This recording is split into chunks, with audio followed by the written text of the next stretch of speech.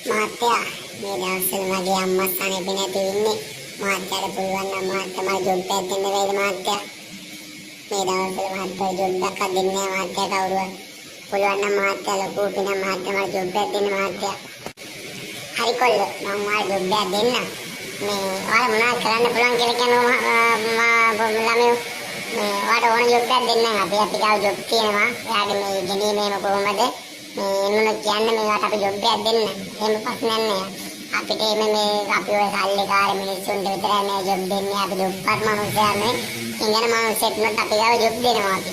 ඒක අපිට මේක බලලා ඔයාලා කරන්න පුළුවන් ජොබ් දෙන්න. මොකද අපි ඕන ජොබ් එකක් දෙනවා ඔයාලට.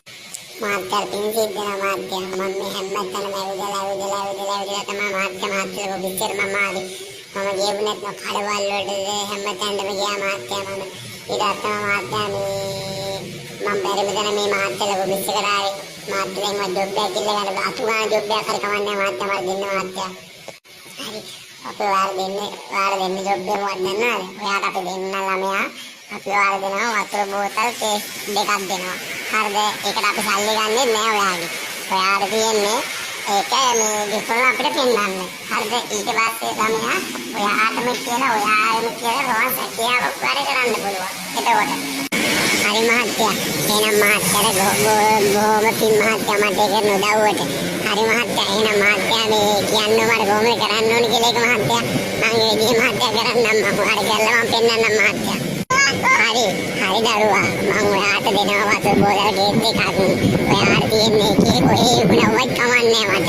ඔයා මට ඒ වතුර බෝතල් දෙක විකුණලා පෙන්නන්න. ඒ වතුර බෝතල් කේස් දෙක විකුණලා පෙන්නොත් මම ඔයාට ජොබ් එකක් දෙනවා. ඒ කියන්නේ මගේ ගාවනේ ජොබ් එක කරන්න ඕනේ. එතකොට ඔයාටම කියලා ඔයාගේම ජොබ් එකක් ඔයාට කරගන්න පුළුවන්. එතකොට ඔයා කාඩුවක් ගාවට ගිහිල්ලා මේ වැන්දි වැඩි ජොබ් ඉල්ලන්නත් ඕනේ නැහැ. සල්ලි ඉල්ලන්නත් ඕනේ නැහැ. මොකුත් ඕනේ නැහැ.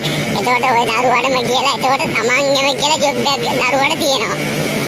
හරි මහත්තයා මහත්තයාට බොහොම පින් මහත්තයා. හරි මං යන වැඩේ පටන් ගන්න මහත්තයා.